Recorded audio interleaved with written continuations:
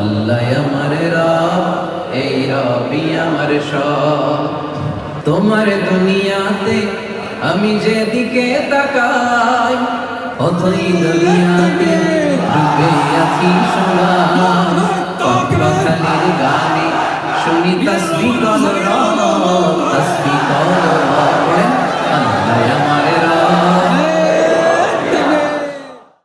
السلام عليكم ورحمة الله تعالى وبركاته.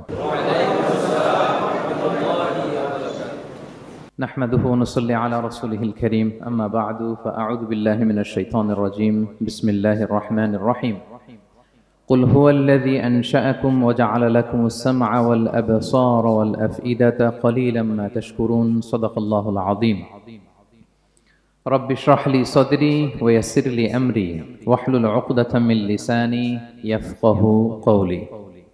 NTV দর্শক forum Malaysia আয়োজিত আজকের এই এনটিভি ইফতার প্রোগ্রাম 2024-এ ইন্টারন্যাশনাল ইয়ুথ সেন্টার হল রুমে আপনারা যারা উপস্থিত হয়েছেন আপনাদের সবাইকে জানাচ্ছি আন্তরিক শুভেচ্ছা এবং অভিনন্দন। আহলান ওয়া সাহলান ওয়া মারহাবান বিকুম ফি হাযাল লিকা আত-তাইয়্যিব আল মুবারাক। আমরা শুরুতেই আল্লাহ রাব্বুল ইজ্জাত জালালের দরবারে শুকরিয়া জ্ঞাপন করছি যে আল্লাহ তাআলা আমাদেরকে ইফতারির এই পূর্ব মুহূর্তে চমৎকার এই পরিবেশে কিছু দিনী কথা শুনবার সুযোগ করে দিয়েছেন। আমরা সবাই পড়ছি কালিমাতুশ শুকর আলহামদুলিল্লাহ। তো সম্মানিত শুধু আমি সূরা মুলকের 23 নম্বর আয়াত তেলাওয়াত করেছি।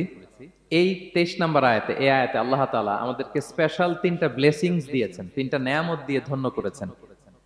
এ নিয়ে আমরা কথা শুনবো ইনশাআল্লাহ। আল্লাহ তাআলা বলছেন قل هو الذي أنشأكم وجعل لكم السمع والأبصار والأفئدة قليلا ما تشكرون। নবী হে আপনি বলুন তিনি সে সত্তা যিনি তোমাদেরকে সৃষ্টি করেছেন আর তোমাদেরকে দিয়েছেন শ্রবণ শক্তি, দৃষ্টি শক্তি আর চিন্তা শক্তি, কিন্তু খুব অল্প সংখ্যক লোকই তোমরা শুকরগুজার হও।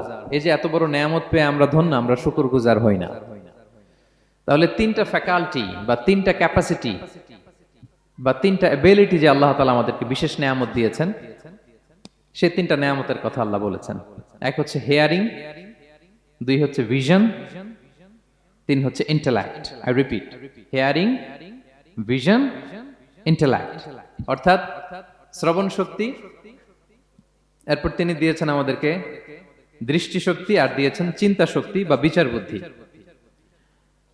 তো এই 3টা নেয়ামতের মধ্যে থেকে সর্বশেষ যে নেয়ামতটা অর্থাৎ চিন্তা শক্তি বা বিচার বুদ্ধি, যে আল্লাহ তাআলা আমাদের মধ্যে বিবেক দিয়েছেন, বিচার বুদ্ধি দিয়েছেন, এই পয়েন্টটা নিয়ে আমি আজকে কিছু কথা আপনাদের সামনে উপস্থাপন করব ইনশাআল্লাহ বিইذنিল্লাহ।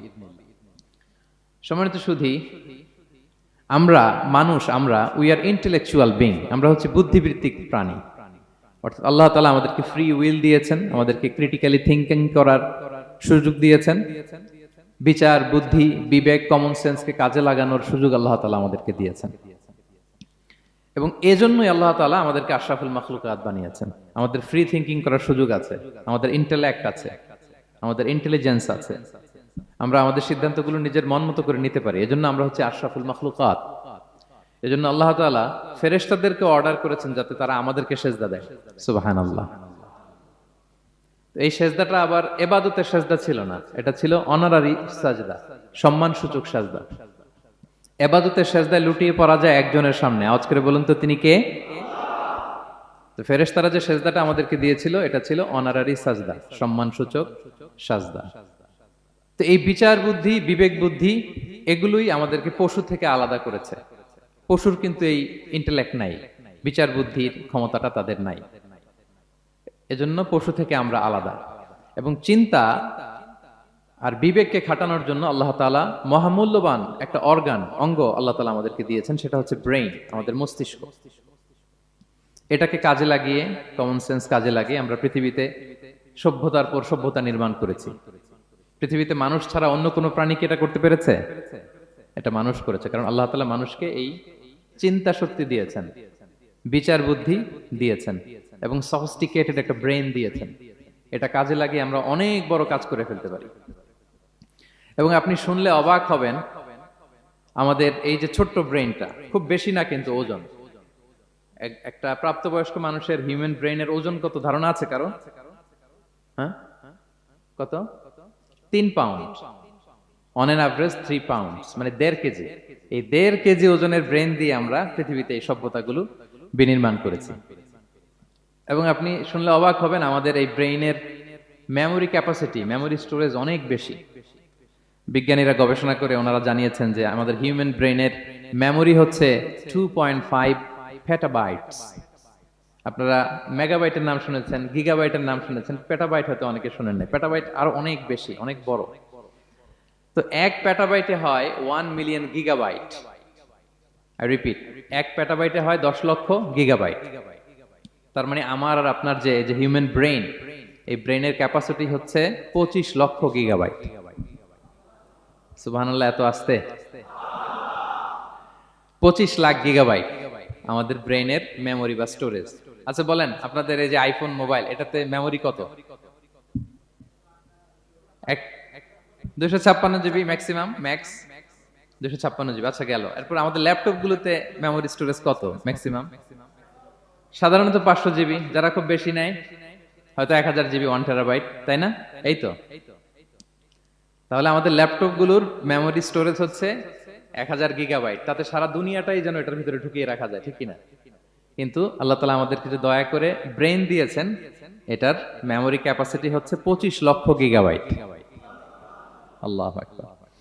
এবং আপনি শুনলে অবাক হবেন, এই ব্রেনের ভিতরে আল্লাহ তাআলা অনেক নিউরন দিয়েছেন, মানে স্নায়ু কোষ, যে নিউরন গুলো ব্রেনের মেসেজ গুলো, ইনফরমেশন গুলোকে ট্রান্সমিট করে।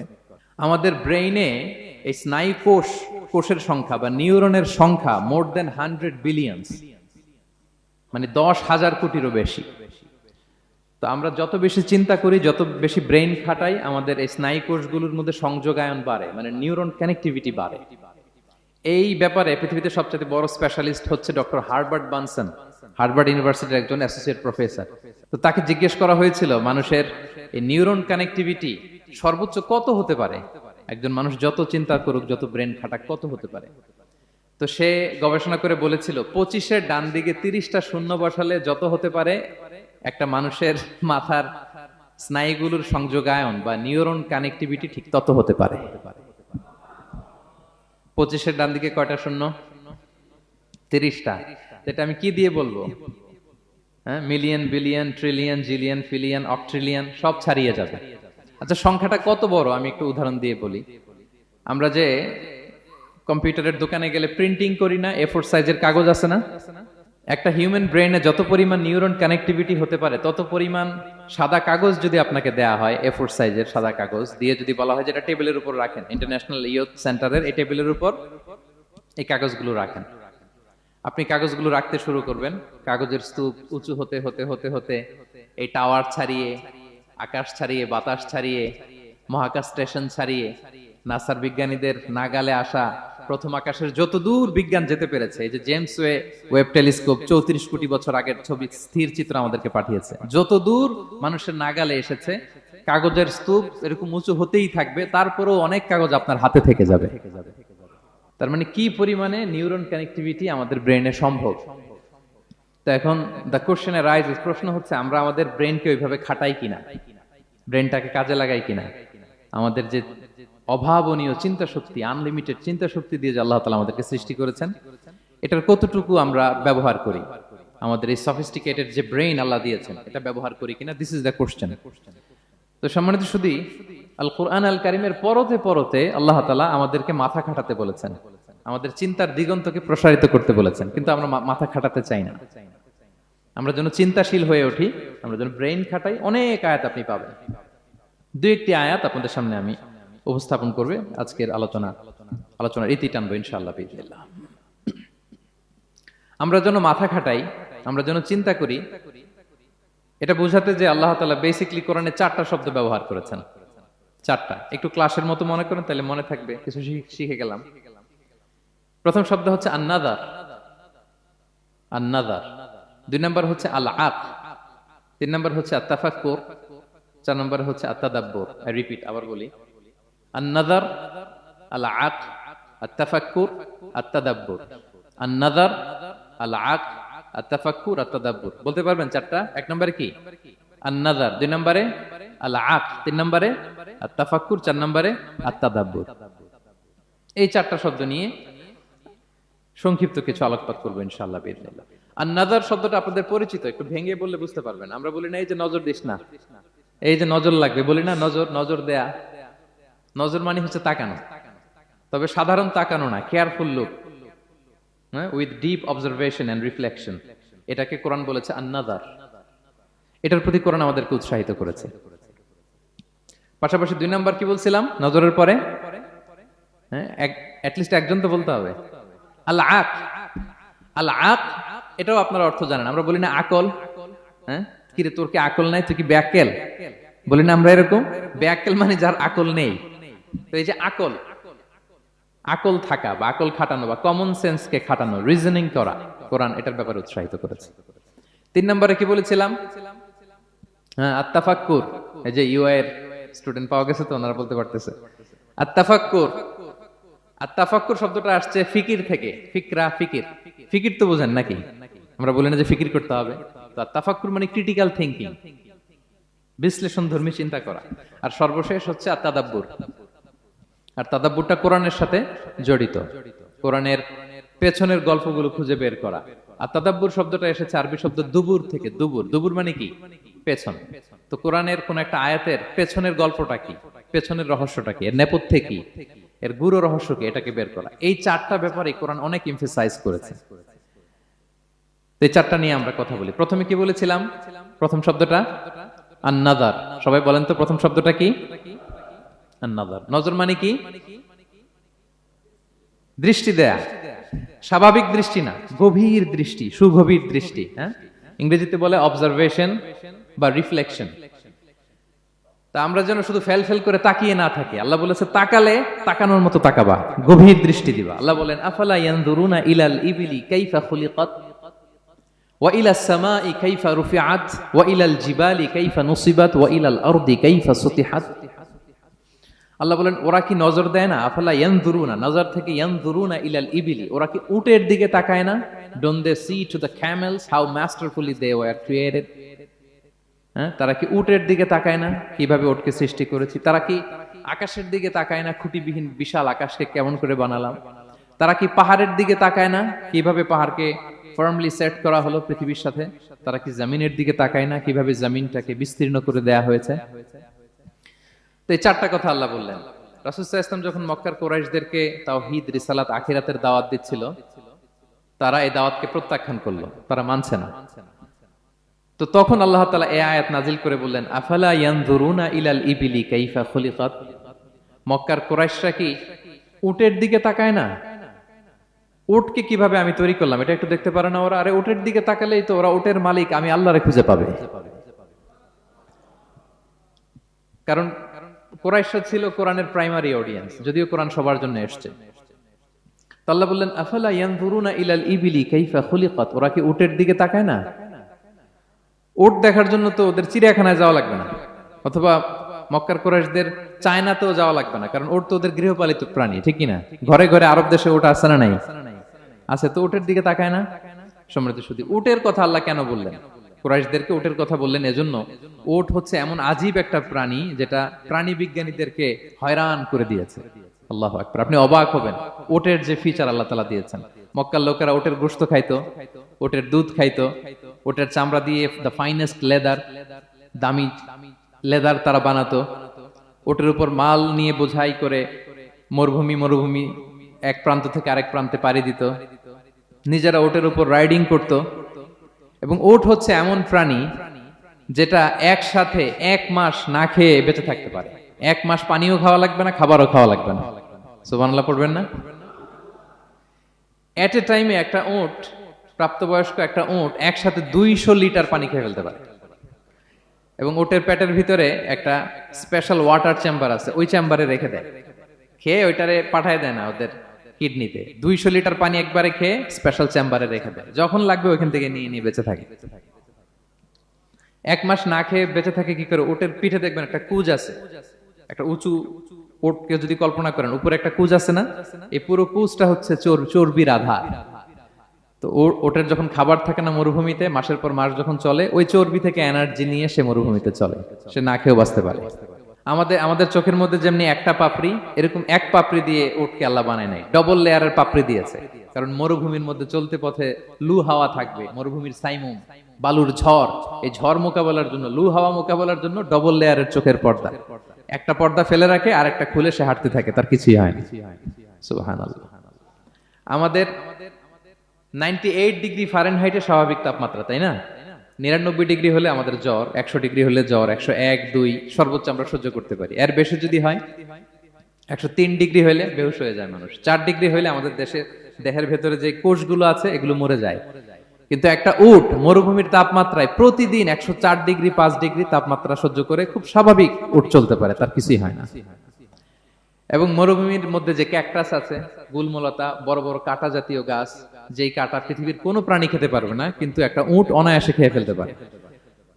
উটের জিহ্বাকে এবং পাকস্থলীকে আল্লাহ এমন স্পেশালি মেড করেছেন, যত কাঁটা দিবেন খেয়ে সাবার, ওর কিছুই হয় না। সুবহানাল্লাহি বিহামদিহি। আল্লাহ বলে, আফালা ইয়ানজুরুনা ইলাল ইবিলি কাইফা খুলিকাত, ওরা কি উটের দিকে তাকায় না? আরে উটকে নিয়ে গবেষণা করলেই তো উটের মালিককে খুঁজে পায় তারা। এরপর বললেন, ওয়া ইলাস সামাই কাইফা রুফিআত, ওরা কি আকাশের দিকে তাকায় না, কিভাবে খুঁটি ছাড়া আকাশকে আমি বানিয়েছি। আপনারা যখন বিমানে চড়েন তখন কি শুধু ভিডিও করতে থাকেন নাকি? মেঘের ভিডিও, আকাশের ভিডিও, তখন তাকাবেন আকাশের দিকে। সুবহানাল্লাহ, কিভাবে আল্লাহ আকাশকে তৈরি করেছেন। ওয়ালাকাদ যায়্যানা সামাআদ দুনিয়া বিজিনাতিনিল কাওয়াকিব, আল্লাহ বলেন এই প্রথম আকাশটাকে আমি তারা দিয়ে সুশোভিত করেছি, বিশাল বিশাল তারা। এই যে আমরা সূর্য দেখি, এটা একটা তারা, পৃথিবীর চেয়ে 13 লক্ষ গুণ বড় এই সূর্য। কত গুণ বড় বলে ফেললাম হুট করে মুখ দিয়ে, কিন্তু কল্পনা করতে পারতেছি। তার মানে 13 লক্ষটা পৃথিবী সূর্যের মধ্যে রাখার জায়গা আছে। তাই বলে মনে করেন না যে সূর্য অনেক বড় সাইজের তারা, ন। সূর্য এই মহাশূন্যের খুব ছোট্ট সাইজের একটা তারা। সূর্যের চেয়ে লক্ষ কোটি গুণ তারা আছে। যে সূর্য পৃথিবীর চেয়ে 13 লক্ষ গুণ বড়, ওই সূর্যের চেয়ে কোটি গুণ বড় তারা আছে। এরকম লক্ষ কোটি কোটি তারা নিয়ে আমাদের গ্যালাক্সি মিল্কি ওয়ে, এরকম কোটি কোটি গ্যালাক্সি আছে।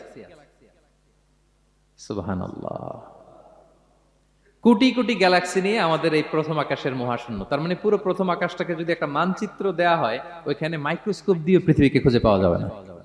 আই রিপিট, পুরো প্রথম আকাশটাকে যদি একটা বড় মানচিত্র বানানো হয়, আমরা যে পৃথিবীতে আছি, মাইক্রোস্কোপ দিয়েও এটাকে খুঁজে পাওয়া যাবে না। এই বিশাল প্রথম আকাশের মহাশূন্য যখন শেষ, এরপরে হচ্ছে প্রথম আকাশের লেয়ার, তারপরে হচ্ছে দ্বিতীয় আকাশের মহাশূন্য, তারপরে দ্বিতীয় আকাশের লেয়ার। বিষ্ণু ইসলাম বলেন, দ্বিতীয় আকাশের তুলনায় প্রথম আকাশটা কত ছোট শোনো। সাহারা মরুভূমির মধ্যে যদি তোমার হাতের আংটি ছুঁড়ে ফেলে দাও, পুরো মরুভূমির তুলনায় তোমার হাতের আংটি যত ছোট, আল্লাহর দ্বিতীয় আসমানের তুলনায় প্রথম আসমানটা ঠিক তত ছোট। আবার তৃতীয় আসমানের তুলনায় দ্বিতীয় আসমানটা ঠিক ওই রকম।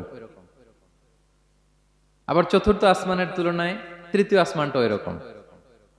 এইভাবে 7 আসমান। এরপরে আল্লাহর কুরসি, মাউদাউল কাদামাইন, যেখানে আল্লাহ তার কুদরতি পা রাখেন। তো 7 আসমানটা যত বড়, পুরো সাহারা মরুভূমির মধ্যে আংটি ফেলে দিলে মরুভূমির তুলনায় আংটি যত ছোট, আল্লাহর কুরসির তুলনায় পুরো 7 আসমানটা ঠিক তত ছোট। কল্পনা করা যায়? এজন্য আল্লাহ বলেছেন, আফালা ইয়ানজুরুনা ইলাল ইবিলি কাইফা খুলিকাত, একটু উট নিয়ে চিন্তা করতে পারো না? আকাশটা নিয়ে একটু ভাবতে পারো না? ওয়া ইলাল জিবালি কাইফা নুসিবাত, একটু পাহাড়ের দিকে তাকিয়ে একটু অবজারভেশন করা যায় না, রিফ্লেকশন। ও মক্কার লোকেরা, পাহাড় দেখার জন্য তো তোমাদের অন্য দেশে যাওয়া লাগবে না, তোমরা তো সারাউন্ডেড বাই মাউন্টেন্স, চারদিকে শুধু পাহাড়, পাহাড় আর পাহাড়। এই পৃথিবীর ভেতরে 7টা টেকটনিক প্লেট আছে। এই 7 tectonic plates creates the mountain range on earth. পৃথিবীর মধ্যে মাউন্টেন এভাবেই হয়েছে। বিগ ব্যাং এর মহাবিস্ফোরণের পরে এই প্লেটগুলো যখন কোলাপস করলো, মাঝখানের জায়গা উঁচু হয়ে গেল, দ্যাট ইজ মাউন্টেন। এটাই মাউন্টেন। আমেরিকার আলাস্কা একটা জায়গা আছে, পৃথিবীর সবচেয়ে বড় মাউন্টেন রেঞ্জ। এটা লম্বায় প্রায় 2000 কিলোমিটার লম্বা একটা পাহাড়। ইউরোপের সবচেয়ে বড় পাহাড় হচ্ছে আল্পস পর্বতমালা, ওটা লম্বায় 1200 কিলোমিটার। কল্পনা করতে পারেন, একটা পাহাড় 1200 কিলোমিটার লম্বা। আর সবচেয়ে উঁচু যে পর্বত শৃঙ্গ মাউন্ট এভারেস্ট 29,035 ফিট। আর মিটার দিয়ে চিন্তা করলে 8,850 মিটার। আল্লাহ এই পাহাড়কে কোরআনে বলেছেন পেরেকের সাথে তুলনা দিয়েছেন। আল্লাহ তাআলা বলেছেন ওয়াজআলনাল জিবালা আওতাদা, আমি এই পাহাড়গুলোকে আলস পর্বতমালা, আলাস্কা পর্বতমালা, মাউন্ট এভারেস্ট এগুলোকে পেরেকের মতো বানিয়েছি। কিসের মতো? আচ্ছা, যদি আমার কথা বুঝে থাকেন তাহলে উত্তর দেন। আমরা পেরেক যখন কাঠের মধ্যে ঠুকি তখন পুরো পেরেকটা কাঠের ভিতরে ঢুকে যায় না? উপরে দেখা যায় কতটুকু? হাতুড়ি দিয়ে একটা পেরেক যখন আমি একটা কাঠের ভিতরে ঢুকাই দিলাম, ঠুকে দিলাম, এরপরে কি পুরা পেরেকটা দেখা যায়? আর কতটুকু দেখা যায়? সামান্য মাথাটা। তো পুরা পেরেক গেল কই? ভিতরে। তা আল্লাহ পাহাড়গুলোকে পেরেকের সাথে তুলনা করেছেন। তার মানে পাহাড় যতটুকু আপনি দেখেন এটা পাহাড়ের মাথা, এর পুরো অংশটা মাটির ভিতরে। 29,035 ফিট মাউন্ট এভারেস্ট যেটা, এটার কমপক্ষে 10 গুণ এটা মাটির ভিতরে আছে। আলাস্কা পর্বতমালা বাইরে যদ্দূর 10 গুণ ভিতরে, আলস পর্বতমালা বাইরে যদ্দূর 10 গুণ ভিতরে, তুর পাহাড় বাইরে যদ্দূর 10 গুণ তার ভিতরে। আল্লাহু আকবার। এজন্য আল্লাহ বলেন ওয়াইলাল জিবালি কাইফা নুসিবাত, ওরা কি পাহাড়ের দিকে তাকায় না কিভাবে এই পাহাড়গুলোকে আমি তৈরি করেছি। আল্লাহ যখন এই পৃথিবী সৃষ্টি করলেন, পৃথিবীর মধ্যে ভাইব্রেশন হচ্ছিল, কাঁপাকাঁপি, কাঁপছিল পৃথিবী। আল্লাহ পৃথিবীর কাঁপাকাঁপি বন্ধ করার জন্য এই পেরেকের মতো পাহাড়গুলোকে পৃথিবীতে ঠুকে দিলেন, কাঁপাকাঁপি বন্ধ হয়ে গেল। এই দৃশ্য দেখে ফেরেশতারা বলে ইয়া রাব হাল মিন খালকিকা আশাদ্দু আলাল জিবাল, আল্লাহ পাহাড়ের এত শক্তি, পৃথিবী কাঁপতেছিল, পাহাড় আপনি ঠুকে দিলেন, পৃথিবীর কাঁপাকাঁপি বন্ধ হয়ে গেল। আপনার সৃষ্টির মধ্যে পাহাড়ের চেয়ে শক্তিশালী কিছু আছে? আল্লাহ বললেন আছে। সেটা কি? আল হাদিদ। আল্লাহ বললেন সেটা লোহা, কারণ লোহা দিয়ে পাহাড় কাটা যায়, ঠিক কিনা? লোহার কথা শুনে ফেরেশতারা অবাক, লোহা পাহাড়ের চেয়ে শক্তিশালী? ফেরেশতারা প্রশ্ন করলো ইয়া রাব্বি হাল মিন খালকিকা আশাদ্দু মিনাল হাদিদ, তাহলে আপনার সৃষ্টির মধ্যে লোহার চেয়ে শক্তিশালী কিছু আছে? আল্লাহ বললেন আছে। কি সেটা? আন্নার, আগুন। কারণ আগুন লোহাকে কি করে? গলিয়ে ফেলে। ফেরেশতারা শুধু অবাকই হচ্ছে। ফেরেশতারা বলে আগুনের চেয়ে শক্তিশালী কিছু আছে? আল্লাহ বলে আছে আল মা, পানি। কারণ আগুনে দাউ দাউ করে জ্বলে ওঠা আগুনের মধ্যে পানি দিলে আগুন অস্তিত্ব হারায়। ফেরেশতারা শুধু অবাকই হচ্ছে। তারা বলে তাহলে পানির চেয়ে শক্তিশালী কিছু আছে? আল্লাহ বলেন আছে। আর রিহ, বাতাস। কারণ বাতাস পানিকে একদিক থেকে আরেক দিকে নিয়ে যায়। জলের মধ্যে বায়ুর উচ্ছ্বাস লাগলে জলোচ্ছ্বাস তৈরি হয়, ঠিক কিনা? ফেরেশতারা আবার অবাক হয়ে বলে তাহলে বাতাসের চেয়ে শক্তিশালী কিছু আছে? আল্লাহ বললেন আছে। সেটা কি? বলতেছে বনি আদম। ওই মানুষ শক্তিশালী যে গোপনে দান করে, এত গোপনে যে ডান হাত কি দান করলো, বাঁ হাত সেটা টের পায় না। পড়েন সুবহানাল্লাহ। এই লম্বা হাদিস বলার বা বুঝানোর মূল উদ্দেশ্য হচ্ছে আল্লাহ পাহাড়কে সৃষ্টি করেছেন ওয়া ইলাল জিবালি কাইফা নুসিবাত, পাহাড়কে আল্লাহ তাআলা জমিনের মধ্যে এভাবে সেট করেছেন। আল্লাহ বলে ওরা কি একটু পাহাড়ের দিকে তাকায় না, আকাশের দিকে তাকায় না?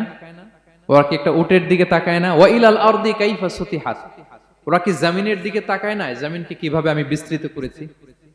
আমরা তো কত চমৎকার মাটি দেখি, তাই না? বীজ রোপণ করে দিলে কি উর্বর জমি, হ্যাঁ, ঘাস লতাপাতা ফলমূল হয়। আসলে পুরো পৃথিবীটাই কি এরকম নরম? না, অনেক স্তর আছে। এই ভূপৃষ্ঠের নিচে আপনি পাবেন পাললিক শিলার স্তর, রূপান্তরিত শিলার স্তর, আগ্নেয়গিরির শিলার স্তর। তার মানে পৃথিবীর ভেতরে দাউ দাউ করে আগুন জ্বলছে, এবং আগ্নেয়গিরির জ্বালামুখ ভেঙে যখন এই অগ্নুৎপাতের লাভা বের হয় তখন বোঝা যায় পৃথিবীর ভেতরে কেমন আগুন পাওয়া যায়, ঠিক কিনা? তাহলে প্রথম শব্দটা আমি কি বলেছিলাম? আন-নাযার। মনে আছে তো না? প্রথম শব্দটা কি? আল্লাহ বলে তারা কি নজর করে দেখে না কিভাবে আকাশ বানালাম, উট সৃষ্টি করলাম, কিভাবে জমিন বানালাম, কিভাবে পাহাড় বানালাম। তাহলে এই যে নজর বা অবজারভেশন, রিফ্লেকশন, এটার প্রতি আল্লাহ তাআলা আমাদেরকে উৎসাহিত করেছে। প্রথম পয়েন্ট ক্লিয়ার। মোট পয়েন্ট আলোচনা করব 4টা। বলেন তো কয়টা? একটা ক্লিয়ার। 2 নাম্বার কি ছিল দেখি কার মনে আছে কিনা? আল আকল, রাইট, কমন সেন্স, রিজনিং। আমরা যেন আমাদের কমন সেন্স খাটাই, কোরআনের পরতে পরতে আল্লাহ তাআলা আমাদেরকে উৎসাহিত করেছেন। এবং ইন্টারেস্টিংলি জাহান্নামীরা যখন জাহান্নামে যাবে তারা কি বলবে জানেন? সূরা মুলকে এসেছে, তারা বলবে ওয়াকালু লাউ কুননা নাসমাউ আও নাআকিলু মা কুননা ফি আসহাবিস সাঈর। তারা বলবে হায় রে, নবীদের কথা যদি মানতাম আর যদি একটু কমন সেন্স খাটাইতাম তাহলে তো জাহান্নামে আসা লাগতো না। ওই দিনের এই আফসোসে কোনো কাজ হবে? প্রিয় ভাইরা, ওই দিন যত আফসোস করেন কোনো কাজ হবে? তাহলে জাহান্নামীরাও আফসোস করবে হায় রে, একটু যদি আকল খাটাইতাম তাইলে আজকে আর জাহান্নামের আগুনে পোড়া লাগে না। নবীদের কথা যদি শুনতাম আর যদি আকল খাটাতাম, কি খাটাতাম? তাইলে আজকের এই কঠিন অবস্থা আমাদের পড়া লাগতো না। কোরআনের বিভিন্ন আয়াত আল্লাহ তাআলা আমাদেরকে বলেছেন আফালা তাআকিলুন, তোমরা কি আকল খাটাবা না? এই যে দামি কমন সেন্স দিলাম, একটু বুদ্ধি কি খাটাবা না, আকল খাটাবা না তোমরা? এবং কোরআনের একটি আয়াতে আল্লাহ তাআলা বিভিন্ন কসমিক সিম্বলস, ন্যাচারাল ফেনোমেনা এগুলো উল্লেখ করে সবশেষে তিনি বলেছেন লা আয়াতিন লিকৌমি ইয়াকিলুন, নিশ্চয়ই এগুলোর মধ্যে নিদর্শন রয়েছে, সাইন রয়েছে, কাদের জন্য? লিকৌমি ইয়াকিলুন, যারা আকলবান, যারা কমন সেন্স খাটায়। এই আয়াতে আল্লাহ কি কি বলেছেন দীর্ঘ আলোচনা, আমি খুব সংক্ষেপে বলছি। আল্লাহ তাআলা বলছেন ইন্না ফি খালকিস সামাওয়াতি ওয়াল আরদি ওয়া ইখতিলাফিল লাইলি ওয়ান নাহারি ওয়াল ফুলকিল্লাতি তাজরি ফিল বাহরি বিমা ইয়ানফাউন নাস وما أنزل الله من السماء من ماء فأحيا به الأرض بعد موتها وبث فيها من كل دابة وتصريف الرياح والسحاب المسخر بين السماء والأرض لآيات لقوم يعقلون। সবগুলো বলে আল্লাহ বললেন এগুলোর মধ্যে নিদর্শন আছে তাদের জন্য যারা কমন সেন্স খাটায়। কি বললেন আল্লাহ? আল্লাহ বললেন আকাশ জমিনের সৃষ্টির মধ্যে, দিবারাত্রির পরিবর্তনের মধ্যে, এই যে 24 ঘন্টার 12 ঘন্টা দিন, 12 ঘন্টা রাত, আর নিগতির কারণে এই যে দিবারাত্রি আমরা পাই, এই পৃথিবীটা তার অরবিটে কক্ষে যেমনি ঘুরে, আবার পৃথিবীটা তার অক্ষেও ঘুরে। যে আপনারা যারা ক্রিকেট খেলছেন এরকম স্পিন বল করেন না? হ্যাঁ, কমন পড়ছে? স্পিন বল করলে বলটা কিভাবে যায় বলেন তো? ঘুরতে ঘুরতে যায়। তো পৃথিবী যখন সূর্যের চারদিকে কক্ষে ঘুরে, ওই ঘোরার মুহূর্তে সে নিজে স্পিনিং হইতে থাকে, ঘুরতে থাকে। ওই স্পিন হইতে তার এক পিঠ থেকে আরেক পিঠে ঘুরতে তার 24 ঘন্টা সময় লেগে যায়। ওইটার কারণে দিবারাত্রি হয়। 12 ঘন্টায় আমরা দিন পাই, 12 ঘন্টায় আমরা রাত পাই। আল্লাহ বলেন এই দিবারাত্রির পরিবর্তনের মধ্যে নিদর্শন আছে। তারপরে সাগরে যে ভেসে বেড়ায় বড় বড় নৌযান, জলযান, আপনারা দেখেছেন কিনা জানি না, এই যে icon of the ocean, Titanic জাহাজের চেয়ে 10 গুণ বড় জাহাজ, আমি দেখে এসেছি পশ্চিমা দেশগুলোতে। এত বিশাল বড় জাহাজ, এটা সামনে দাঁড়ালে এটার দৈত্যের মতো মনে হয়। মালয়েশিয়াতে তো অনেক কন্ডোমোনিয়ামস, 10-15টা কন্ডোমোনিয়ামস একসাথে জোড়া লাগালে এটা যত বড়, ওই ক্রুজগুলো, জাহাজগুলো এত বড়। এক একটা জাহাজের ভেতরে 3000-4000 হোটেল রুম আছে, 8-10টা রেস্টুরেন্ট আছে, ফুটবল স্টেডিয়াম আছে, থিম পার্ক আছে, বিশাল একটা এন্টায়ার সিটি। এই বিশাল ক্রুজগুলো, icon of the sea, virgin voyage, royal Caribbean, এগুলো সাগরের উপর দিয়ে ভেসে বেড়ায়। আল্লাহ বলে ওয়াল ফুলকিল্লাতি তাজরি ফিল বাহরি বিমা ইয়ানফাউন নাস, সাগরের উপরে বিশাল বড় বড় ক্রুজগুলো ভেসে বেড়ায়, এর মধ্যে নিদর্শন আছে। এরপর আল্লাহ বললেন আমি পানি থেকে সব প্রাণী তৈরি করেছি, ওয়াজআলনা মিনাল মাই কুল্লা শাইইন হাই, সব প্রাণ এসেছে পানি থেকে। বিজ্ঞান এটাকে কনফার্ম করেছে। তারা বলেছে পৃথিবীর সর্বপ্রথম এককোষী প্রাণীর নাম হচ্ছে অ্যামিবা। অ্যামিবা এসছে, জুপ্লাংটন, ফাইটোপ্লাংটন, ব্যাকটেরিয়া প্লাংটন, এভাবে স্পিসিসগুলো ডেভেলপ করেছে। আল্লাহ বলে এর মধ্যে নিদর্শন আছে। এরপর আল্লাহ তাআলা বলেছেন মৌসুমী বায়ু, এই যে বায়ুর প্রবাহ, এতে নিদর্শন আছে। আর আকাশ জমিনের মাঝখানে যে মেঘমালাগুলো ভেসে বেড়ায়, এই সবগুলোর ভেতরে নিদর্শন আছে। কাদের জন্য? আল্লাহ বলেন লা আয়াতিন লিকৌমি ইয়াকিলুন, তাদের জন্য যারা আকল খাটায়, যারা কমন সেন্স খাটায়। সুবহানাল্লাহ পড়বেন না? এজন্য বিমানে যদি আপনারা উইন্ডো সিট পান, কি করবেন আজকে থেকে বলেন? উইন্ডো সিটের পাশে বসে বসে রিল দেওয়ার জন্য ভিডিও মেক করব। কি করবেন? হ্যাঁ, আল্লাহর নিদর্শন দেখব, কত ক্ষুদ্র আমি, কত নগণ্য আমি, কত তুচ্ছ আমি, এটা বুঝবার চেষ্টা করব। তাহলে 4টা পয়েন্টের 2টা চলে গেল, একটা হচ্ছে নাজার আর একটা হচ্ছে আল্লাহ আকল। 3 নাম্বার কি ছিল? একজন বলতে হবে। আত-তাফাক্কুর। আত-তাফাক্কুর মানে ক্রিটিক্যাল থিঙ্কিং। ক্রিটিক্যাল থিঙ্কিং করা। আল্লাহ যে আমাদেরকে ব্রেন দিয়েছেন, এটা দিয়ে ক্রিটিক্যাল থিঙ্কিং করা, ব্রেনটাকে কাজে লাগানো, গড্ডালিকা প্রবাহে ভেসে না বেড়ানো, ব্রেনটাকে আমরা যেন কাজে লাগাই। আত-তাফাক্কুর। ইব্রাহিম আলাইহিস সালাম এই আত-তাফাক্কুর বা ক্রিটিক্যাল থিঙ্কিং এর ক্ষেত্রে আমাদের জন্য অনুপম আদর্শ ছিল। কোন নবীর নাম বললাম? সবাই বলেন তো নবীর নাম কি? উনি যেই সময়টাতে পৃথিবীতে এসেছিলেন তখন কেউ করত তারার পূজা, কেউ করত চাঁদের পূজা, কেউ করত সূর্যের পূজা। আমরা হইলে কি করতাম? কোনো এক দলে ঢুকে যেতাম। কি বলেন? এক দল করে তারার পূজা, আরেক দল সূর্যের, আরেক দল চাঁদের। আমরা হইলে কি করতাম? এক দলে ঢুকে যেতাম। উনি ঢুকেন নাই। উনি এই তারকা পূজারী, সূর্য পূজারীদের চিন্তার দেয়ালে আঘাত করেছেন। সুবহানাল্লাহ। ফালাম্মা জান্না আলাইহিল লাইলু রাআ কাওকাবা, উনি কিভাবে সত্যের সন্ধান পেলেন দেখেন। উনি রাত্রিবেলা যখন দেখেন যে লোকজন তারার পূজা করে, উনি ভাবলেন হাযা রব্বি, তারাই কি আমার রব? পরে দেখে না, দিনের বেলায় তারারে আর খুঁজে পাওয়া যায় না। এখন মনে মনে ভাবে হায় রে, আমার রব যদি আবার মাঝে মধ্যে না থাকে তো আমি যাব কই? এক সময় উনি আসে, আরেক সময় নাই। এরকম খোদা দিয়ে আমাদের কোনো লাভ আছে? যিনি সবসময় আমার টেক কেয়ার করবে, আমরা তো ওই খোদার ইবাদত করি, ঠিক কি না? উনি বললেন না না, এই তারা আমার রব হতে পারে না। এরপর দেখা যায় আরেকদিন রাত্রিবেলা সবাই চাঁদের পূজা করে, কি দ্যুতিময় চাঁদ, জ্যোৎস্না ছড়ায়। তো উনি ভাবলেন আহাদা রাব্বি, এটাই কি আমার রব? পরে দিনের বেলা যখন দেখে না, চাঁদ তো আর দেখা যায় না, চাঁদ তো আর নাই, ভ্যানিশ, ডিসঅ্যাপিয়ার। পরে বলে না, চাঁদ আমার রব হতে পারে না। এবার দিনের বেলা দেখলেন দ্বিপ্রহরের জল জলে সূর্য খা খা রোদ বিলাচ্ছে গোটা বিশ্বে। দেখে যে সবাই এটার ফলোয়ার বেশি, সবাই সূর্যের পূজা করে। কিন্তু আবার গোধূলি লগ্নে সানসেটের টাইমে যখন সূর্যও ডুবে গেল, হায় হায়, উনি বিপদে পড়লেন। এবার আমি কই যাব, সূর্যও তো থাকে না। আল্লাহু আকবার। তখন তিনি ঘোষণা দিলেন, ইন্নী ওয়াজ্জাহতু ওয়াজহিয়া লিল্লাযী ফাতারাস সামাওয়াতি ওয়াল আরদা হানিফা ওয়া মা আনা মিনাল মুশরিকিন। হে তারকা পূজারী, হে চাঁদের পূজারী, হে সূর্য পূজারী, আমি তোমাদের কোনো দলের সাথে নাই, বরং আমি আমাকে ওই সত্তার দিকে মনোনিবেশ করলাম, আত্মসমর্পণ করলাম। ফাতারাস সামাওয়াতি ওয়াল আরদ, যিনি আকাশ সৃষ্টি করেছেন, জমিন সৃষ্টি করেছেন। হানিফা ওয়া মা আনা মিনাল মুশরিকিন, আমি শিরক করি না, আমি হানিফ হিসেবে সেই আল্লাহর ইবাদত শুরু করে দিলাম। পড়েন আল্লাহু আকবার। তাইলে উনি স্রোতে গা ভাসান নাই, কোন এক দলে না ঢুকে উনি ওনার ক্রিটিক্যাল থিঙ্কিং, ওনার অ্যানালজি, ওনার বিবেককে উনি কাজে লাগিয়েছেন। তো সম্মানিত সুধী, এজন্য চিন্তা করা, এটাকে আরবিতে বলে আত-তাহান্নুস মিন বাকায়া আল ইব্রাহিমিয়া।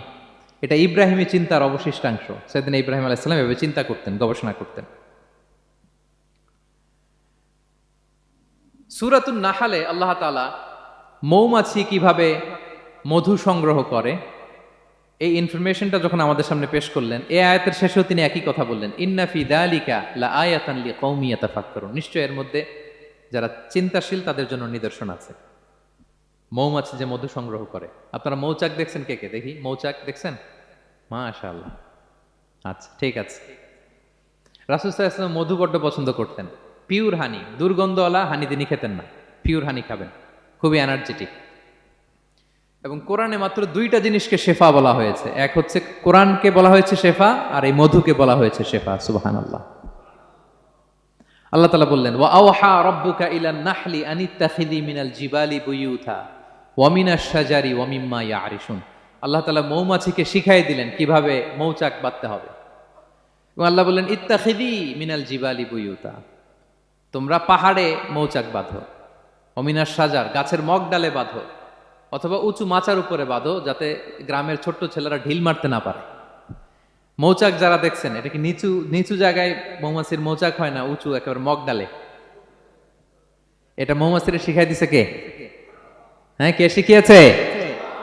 আল্লাহ সুবহানাহু ওয়া তাআলা মৌমাছিকে শিখিয়ে দিয়েছে। যারা আরবি বোঝেন তারা বুঝতে পারবেন, ইত্তাখিদি এটা ফেমিনিন জেন্ডার। তার মানে আল্লাহ যা অর্ডার করেছেন, এটা পুরুষ মৌমাছিকে অর্ডার করেন নাই, নারী মৌমাছিকে। তো গবেষণায় দেখা গিয়েছে পুরো মৌচাকের বাসাটাকে এখানে যে লিডারশিপ বহন করে, এটা কোনো পুরুষ মৌমাছি না, এটা নারী মৌমাছি। সুবহানাল্লাহ। এবং তিন ধরনের মৌমাছি থাকে, একটা হচ্ছে কুইন বি, রানী মৌমাছি, আর একটা হচ্ছে মেল বি, এরা বংশ বিস্তার করে, আর একটা হচ্ছে ওয়ার্কার বি, এরা এই মধু আনা নেওয়া করে। তা আল্লাহ এদেরকে বললেন, কুলি মিন কুল্লি সামারাত, এই মৌমাছি তোমরা আশেপাশের সব সুন্দর সুন্দর ফুল থেকে, ফল থেকে, ফ্লাওয়ার নেকটারস, পুষ্প রস সংগ্রহ করে নিয়ে আসো। মধু এত স্বাস্থ্যকর, হেলদি ডায়েট কেন? কারণ আশেপাশের গাছের মধ্যে এখানে আপনার ভেষজ গাছ আছে, ঔষধি গাছ আছে, বনাজি গাছ আছে, ঠিক না? তো মৌমাছিগুলো সেখান থেকে ফ্লাওয়ার নেকটারস, পুষ্প রস সংগ্রহ করে আবার চলে আসে। এবং আল্লাহ বললেন, ফাসলুকি সুবুলা রব্বিকি যুলুলা, পথ ভুলে যাও না, যেই পথে গেছো ওই পথে ফিরে আসো। একটা মৌমাছি মৌচাক থেকে প্রায় 10 কিলোমিটার দূরেও অনেক সময় চলে যায়, আবার 10 কিলোমিটার পথ চিনে আবার মৌচাকে এটার ফিরায় আনে কে? এই পুরো মেকানিজমটা নিয়ে গবেষণা করে অস্ট্রিয়ান একজন সায়েন্টিস্ট, তার নাম হচ্ছে কার্ল ব্রনফেশ, সে একটা বই লিখেছে, দ্য ডান্সিং বিজ, এবং এই বই লিখে সে নোবেল লরেট হয়েছে, নোবেল প্রাইজ পেয়েছে। আমরা তো মধু পাইয়া হাতের তালুর মধ্যে নিয়ে জিহ্বা দিয়ে চাটি, আমাদের তো আর ব্রেন খাটানোর ওই সময় নাই। ওই কার্ল ভন ফ্রেশ, সে এই মৌমাছি নিয়ে গবেষণা করে নোবেল প্রাইজ পেয়েছে। আর আমরা মাথা খাটাইতে পারলাম না। তো সে গবেষণা করে পেয়েছে, মানে কোরআনের আয়াত যা যা বলেছে সে তাই পেয়েছে। মৌমাছি ওখান থেকে ফুলের পুষ্পরস, ফ্লাওয়ার নেকটার্স এনেই কিন্তু মৌচাকে রাখে না, ওইটারে সে খেয়ে ফেলে। এবং সে গবেষণা করে পেয়েছে এক একটা মৌমাছির দুইটা স্টোমাক, দুইটা পাকস্থলী। একটা পাকস্থলীতে সে নিজের খাবার দাবার খায়, আরেকটা পাকস্থলীতে এই পুষ্পরস, ফ্লাওয়ার নেকটার্স গুলা সে রাখে। সেখানে আল্লাহ তাআলা একটা স্পেশাল এনজাইম দিয়ে ওইটাকে প্রিজার্ভ করে, প্রত্যেকটা মৌমাছির নিচে একটা টিউব আছে, সে ওই টিউব দিয়ে নল দিয়ে মৌচাকে যে ওই মধুগুলো রেখে আসে। পড়েন সুবহানাল্লাহ। এবং এই মধুর ভেতরে আল্লাহ তাআলা ন্যাচারাল অ্যান্টিসেপটিক রেখেছেন, এটার নাম প্রপোলিস। দ্বিতীয় বিশ্বযুদ্ধে রাশিয়ান সোলজাররা তারা আহত হলে তারা অ্যান্টিসেপটিক কিনে লাগাতো না, তারা মধু লাগায় দিত, আর আহত সোলজার তারা মুহূর্তে সুস্থ হয়ে যেত। যাদের বাতের ব্যথা আছে, বাতের ব্যথা আছে না অনেক মুরব্বীদের, ওই বাতের ব্যথার মধ্যে যদি মৌমাছির হুল ফুটাই দিতে পারেন, একদিনের মধ্যে বাতের ব্যথা ভালো হয়ে যাবে। সাময়িক হয়তো ব্যথা পাবে, মৌমাছি যখন কামড় দেয় ব্যথা লাগে না, নাকি আরাম লাগে? কামড় খাইছেন মৌমাছির কখনো? হ্যাঁ। তো বাতের ব্যথার মধ্যে আপনি মৌমাছির হুল ফুটাই দিলে আর ব্যথা নাই। সুবহানাল্লাহ বিহামদি।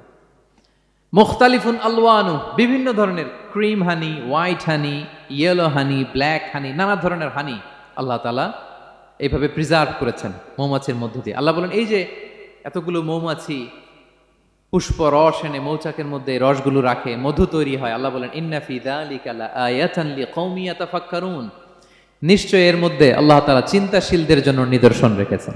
যারা চিন্তা করে, তারা হাতের তালুতে শুধু জিহ্বা দিয়ে চেটে চেটে খায় না, তারা ভাবে কোত্থেকে আসলো এই মধু, কিভাবে মৌমাছিগুলো যায়, কিভাবে ফিরে আসে। তাহলে বলেন তো আমাদের চিন্তাশীলতার দরকার আছে না নাই? সূরা আলে ইমরানের 190 নম্বর আয়াতে আল্লাহ তাআলা বলেছেন, যারা আকাশ বাতাস পৃথিবী সৃষ্টি নিয়ে চিন্তা করে এবং সর্ব অবস্থায় আল্লাহ তাআলার জিকির করে, ওয়া ইয়াতাফাক্কারুনা ফি খালকিস সামাওয়াতি ওয়াল আরদ, এবং তারা তাফাক্কুর করে, ক্রিটিক্যাল থিংকিং করে, এবং তারা বলে মা খালাকতা হাযা বাতিলা, হে আল্লাহ তুমি অনর্থক কিছু সৃষ্টি করো নাই। মনে রাখবেন এই পৃথিবীতে আল্লাহ তাআলা অনর্থক কোনো কিছু সৃষ্টি করে নাই, করেছে? যেটাই সৃষ্টি করেছে এটা এর মধ্যে মানব কল্যাণ আছে না নাই? আল্লাহ তাআলা আমাদের জন্য কল্যাণ রেখেছেন। এবং এই আয়াত যখন নাজিল হল, বিষ্ণু ঈসা ইসলাম বললেন ওয়াইলুন লিমান কারাআহা ওয়া লাম ইয়াতাফাক্কার ফিহা, ধ্বংস তাদের জন্য যারা এই আয়াত তেলাওয়াত করে কিন্তু এই আয়াত নিয়ে চিন্তা করে না, গবেষণা করে না। এবং কোরআনের বিভিন্ন আয়াতে আল্লাহ তাআলা বিষ্ণুনবীকে বলেছেন, নবী হে আপনি আপনার উম্মতদেরকে নবীদের ঘটনা শোনান। কোরআনের 3 ভাগের 1 ভাগ হচ্ছে ঘটনা। পুরো কোরআনের 3 ভাগের 1 ভাগ কি? ঘটনা, স্টোরি টেলিং। কারণ গল্প মানুষের মনে দাগ কাটে। আল্লাহ তাআলা বলেছেন ফাকুসুসিল কসাসা লাআল্লাহুম ইয়াতাফাক্কারুন, নবী হ্যাঁ আপনি তাদেরকে কিচ্ছা শোনান, ঘটনা শোনান, নবীদের কাহিনী শোনান। লাআল্লাহুম ইয়াতাফাক্কারুন, যাতে করে তারা ক্রিটিক্যাল থিংকিং করে। তারা লূত আলাইহিস সালামের কওমের ঘটনা যখন শুনে যে আল্লাহ তাআলা আপসাইড ডাউন করে দিয়েছিলেন, তারা যখন কওমে আদের ঘটনা শুনে, কওমে সামুদের ঘটনা শুনে, তারা যেন চিন্তাশীল হয়। এবং বিশ্বনবীর সাহাবী আবু দারদা রাদিয়াল্লাহু তাআলা আনহু উনি বলতেন তাফাক্কুরু সাআতিন খায়রুন মিন কিয়ামি লাইলা, 1 ঘন্টা কেউ যদি আল্লাহর সৃষ্টি নিয়ে চিন্তা করে সেটা সারা রাত তাহাজ্জুদের সালাত অফার করার চেয়ে উত্তম। আমরা অনেকে মনে করি শুধু তাসবিহ পড়াই ইবাদত, জিকির করাই ইবাদত, শুধু কোরআন তেলাওয়াতই মনে হয় ইবাদত, শুধু কিয়ামুল লাইল করাই ইবাদত। কিন্তু বিশ্বনবীর সাহাবী যিনি ইসলাম আমাদের চেয়ে ঢের বেশি বুঝেছেন, তিনি বলেন আল্লাহর এই সৃষ্টি শৈলী, এই সৃষ্টি নৈপুণ্য নিয়ে 1 ঘন্টা চিন্তা করা, ক্রিটিক্যাল থিংকিং করা, সারা রাত নফল তাহাজ্জুদের চেয়েও সেরা। এবার বলেন আমাদের চিন্তা করার দরকার আছে না নাই? ব্রেনটা খাটাবেন তো? এই যে যারা কনভার্টেড মুসলিম হয় এরা কিন্তু অনেক চিন্তা ফিকির করে, নিজের সাথে নিজে বোঝাপড়া করে, ক্রিটিক্যাল থিংকিং করে, তাদের অ্যানালজি কাজে লাগিয়ে, আল্লাহর দেয়া ব্রেনকে কাজে লাগিয়ে এরপরে শাহাদা পাঠ করে, এমনি এমনি না। এই যে কিছুদিন আগে আমেরিকান এক পপ স্টার কালেমা পড়ছে না? আপনি জানেন একটা ধর্ম চেঞ্জ করা, একটা ফেইথ চেঞ্জ করা, এটা কত বড় সিদ্ধান্ত? হ্যাঁ, বাপদাদার ধর্ম বয়স 30-40, এতদিন যে ধর্ম মানলাম এটাকে চেঞ্জ করে নতুন ধর্মে কনভার্ট হয়, এটা কত বড় সিদ্ধান্ত? Could you imagine that? It's not a joke. নিজের সাথে নিজের অনেক বোঝাপড়া করতে হয়, তারাই ক্রিটিক্যাল থিঙ্কিং করে। এবং বিষ্ণু ঈসা ইসলাম উনি নবী হওয়ার আগেও এই চিন্তার আবাদত করতেন। তিনি হেরা গুহায় চলে যেতেন, কাবা থেকে 6 কিলোমিটার উত্তরে, 634 মিটার উঁচু, যা বলে নূরের উপরে একটা কেইভ আছে, গুহা, এটার নাম হচ্ছে গারে হেরা। ওখানে বসে বসে তিনি এই চিন্তা করতেন। তার মানে নবী হওয়ার আগে বিশ্বনবীর আবাদত ছিল চিন্তার আবাদত। নবী হিসেবে অ্যাসাইন্ড হওয়ার আগে বিশ্বনবীর আবাদত কি ছিল বলেন তো? নামাজ পড়া, কোরআন তেলাওয়াত করা। কোরআন তো নাজিলই হয় নাই, কোরআন তেলাওয়াত করবে কেমনে? তখন 6 মাস বসে বসে উনি ওখানে কি করেছেন বলেন? ধ্যানমগ্ন করেছেন, ধ্যানমগ্ন ছিলেন, তিনি চিন্তা করতেন। ওইটাই ছিল ওনার আধ্যাত্মিক শিক্ষায়তন।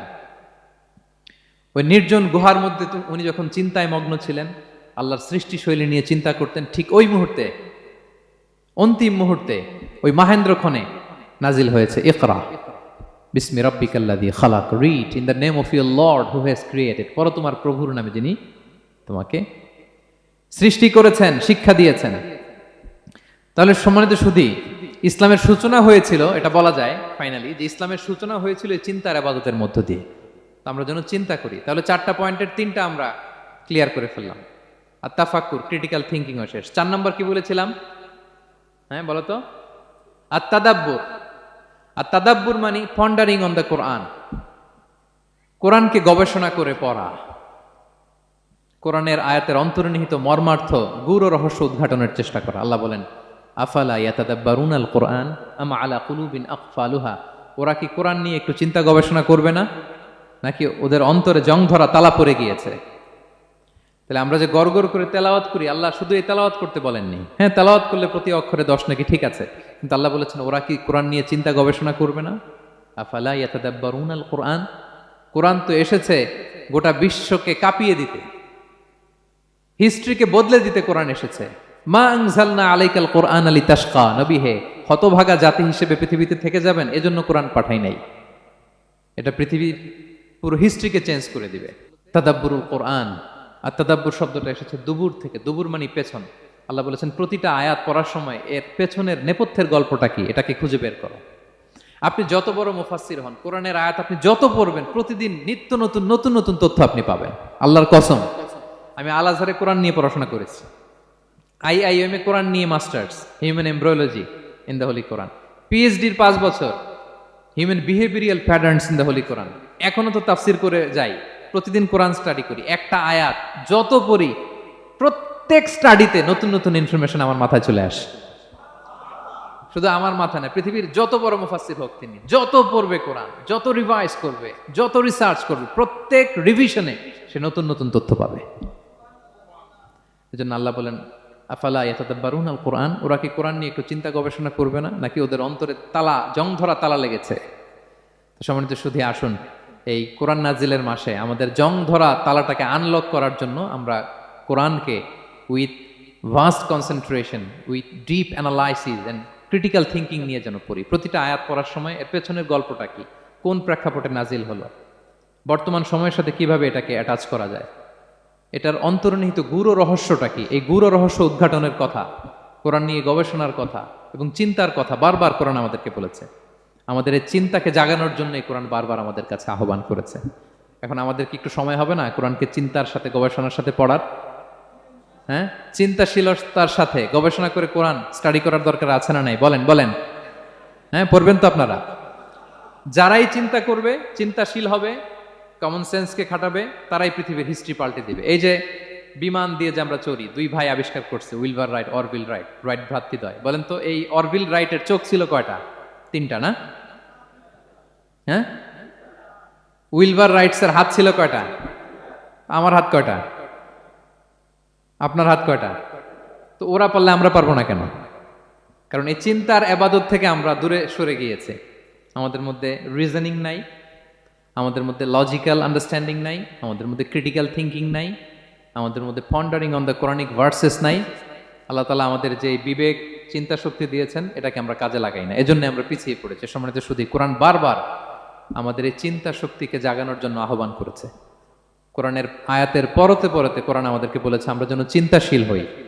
এই যে সফিস্টিকেটেড ব্রেইন আল্লাহ তাআলা দয়া করে আমাদেরকে দান করেছে, আমরা যেন এই ব্রেইনটাকে কাজে লাগাই, আমরা যেন আমাদের বিবেকটাকে কাজে লাগাই, আমরা যেন আমাদের কমন সেন্সকে কাজে লাগাই, তাহলে আমাদের সোনালী অতীত আবার আমরা ফিরে পাবো। তাহলে আজকের এই আলোচনা থেকে ফাইনাল কথা হচ্ছে যে আমাদেরকে চিন্তা করতে হবে, যে কোনো জিনিসকে কোশ্চেন করতে হবে, প্রশ্ন করতে হবে, কেন, কিভাবে, ও পারলে আমি কেন পারবো না। কোরআনের আয়াত পড়ার সময় বারবার চিন্তা করবেন, সব দায় দায়িত্ব আমাদের উপর ঠেলে দিয়েন না।